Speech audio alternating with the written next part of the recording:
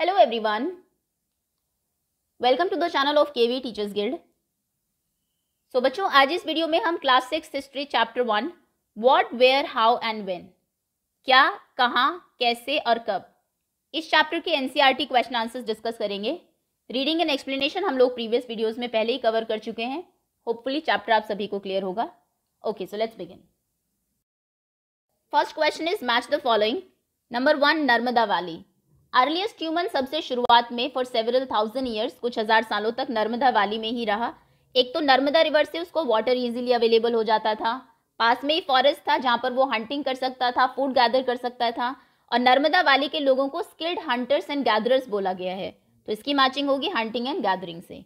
Number 2 Magadh. Magadh एक बहुत powerful kingdom था जो कि बिहार में गंगा रिवर के बैंक पर सिचुएटेड था. सो ये है the first big kingdom. Next number 3 Garo hills. Garo hills में सबसे पहले लोगों ने खेती करनी शुरू की. So early agriculture. 4 Indus and it's tributaries. सबसे अर्लीस्ट सिटीज, सबसे पहले शहर जो है अराउंड 4700 ईयर्स अगो वो इंडस और इसके ट्रिब्यूटरीज के आसपास ही फ्लरिश हुए थे. सो यानी कि ये मैच होगा द फर्स्ट सिटीज. उसके बाद लोग आगे आना शुरू हुए गंगा वैली की तरफ और लगभग 2500 ईयर्स अगो गंगा वैली में भी सिटीज डेवलप होने लगी. So Ganga valley cities about 2500 years ago. Okay next. Second question is list one major difference between manuscripts and inscriptions. Manuscripts और इंस्क्रिप्शंस में क्या डिफरेंस है.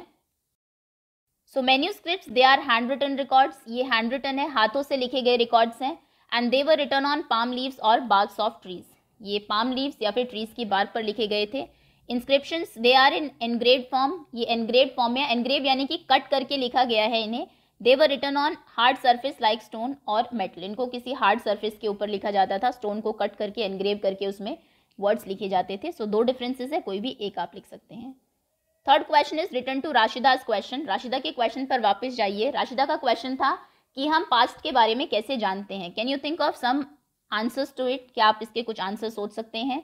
One can know about the past in the following different ways. कोई भी past के बारे में इन तरीकों से जान सकता है.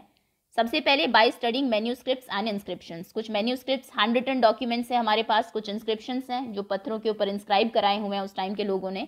सो उनको स्टडी करके हम पास्ट के बारे में जान सकते हैं.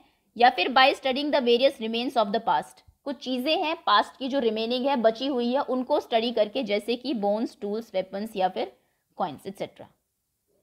Next is make a list of all objects that archaeologist में फाइंड. उन सभी ऑब्जेक्ट की एक लिस्ट बनाइए जो आर्कियोलॉजिस्ट को मिलती है.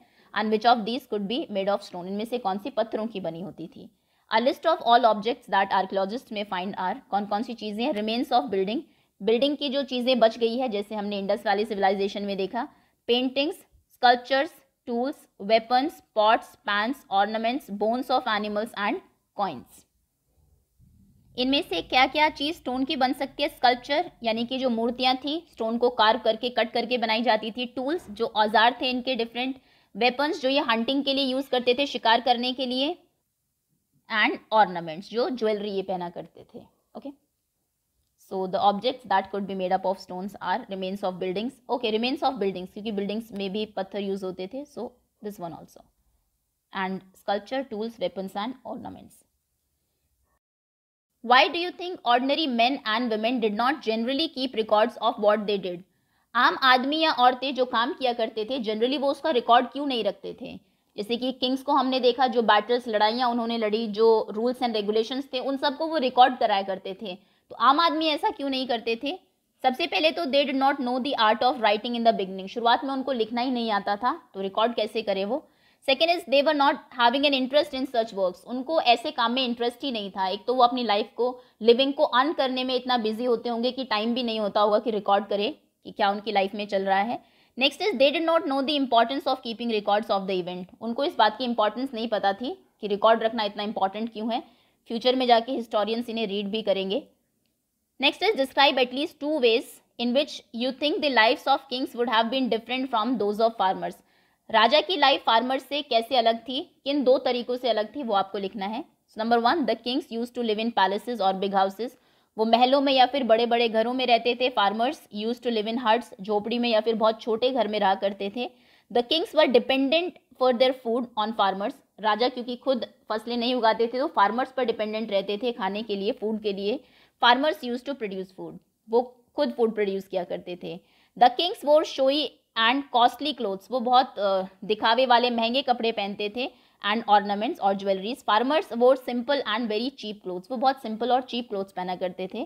किंग्स वर पावरफुल, उनके पास पावर थी। Farmers do not have such powers, उनके पास कोई पावर नहीं थी। ये 4 तरीकों से लाइफ डिफरेंट थी, कोई भी 2 आप लिख सकते हैं। Okay, so that's all students, ये था क्लास 6 हिस्ट्री का फर्स्ट चैप्टर।